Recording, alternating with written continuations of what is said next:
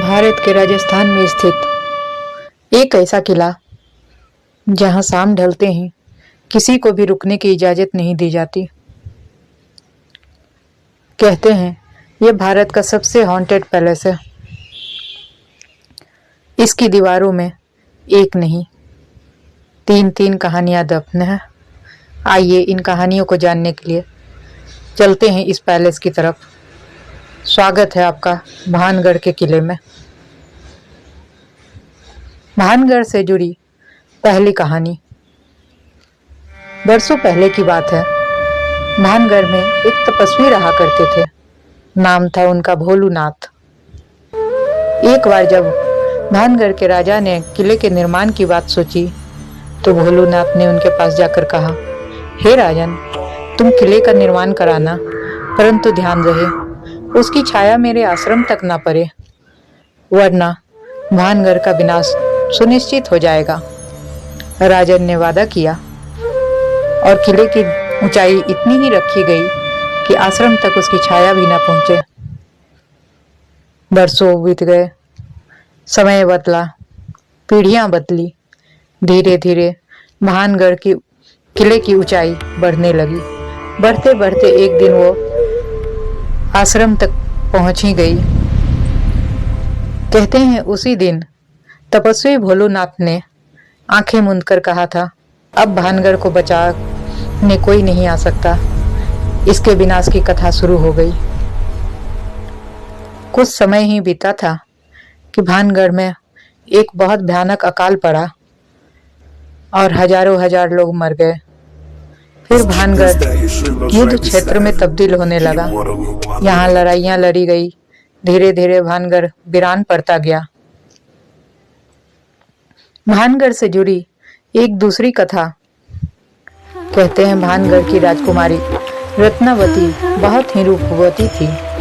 उसी समय भानगढ़ में एक तांत्रिक भी रहा करता था जिसे काले जादू में महारत हासिल थी और वो किसी भी कीमत पर रत्नावती को प्राप्त करना चाहता था। इसलिए उसने रत्नावती की दासी को मिला रखा था। एक बार रत्नावती ने अपनी दासी को इत्र लेने बाजार भेजा। दासी ने वो इत्र ले जाकर तांत्रिक को दे दिया। तांत्रिक ने उसमें सम्मोहन मंत्र पढ़कर वापस कर दिया।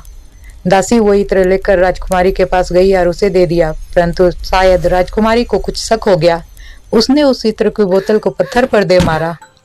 सम्मोहन मंत्र की ताकत से वो पत्थर लुढ़कता हुआ सीधे तांत्रिक की छाती पर जा गिरा। तांत्रिक की मृत्यु हो गई, परंतु मरने से पहले तांत्रिक ने श्राप दिया कि भानगढ़ के किले में वो रूह के रूप में हमेशा ही बसा रहेगा। और इस तरह वो किला बिल्कुल वीरान हो गया। कहा जाता है वो तांत्रिक की आत्मा आज भी उस किले में मौजूद है। शायद इसीलिए शाम ढलने के बाद कोई वहां रुकने की हिम्मत नहीं करता। आज भी रात को भानगढ़ के किले में पायलों की आवाज सुनाई देती है। भानगढ़ से जुड़ी तीसरी रोचक कथा आधुनिक समय की है, जो गौरव तिवारी से जुड़ती है। शायद गौरव तिवारी ने भी भानगढ़ के किले में जाकर अपनी रिसर्च की थी और उन्होंने कहा था, यहाँ की हवाओं में कुछ तो महसूस होता है। लोग कहते हैं इस किले के रिसर्च के बाद ही उनकी आकस्मिक मृत्यु हो गई, परंतु इसका कोई ऑफिशियल एविडेंस नहीं है। इसलिए इस बात को भानगढ़ से जोड़ा नहीं जा सकता, परंतु कुछ तो है जो उन्होंने भी महसूस किया था। कुछ तो है जिसके कारण सरकार स्वयं लोगों को इस किले में रुकने की इजाजत नहीं देती। क्या है ये सब? क्या ये किसी साधु का श्राप है या किसी तांत्रिक की आत्मा?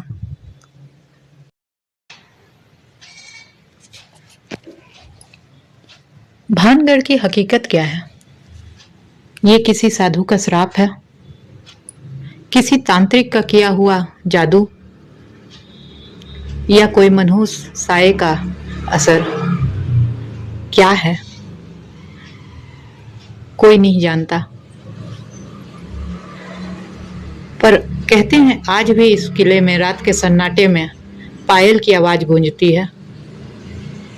सच क्या है, झूठ क्या, ये कहना मुश्किल है, परंतु ऐसा क्यों है कि आज भी इस किले में शाम के बाद रुकने की इजाजत नहीं। शायद यही सच है कि कुछ राज राज ही रहने चाहिए।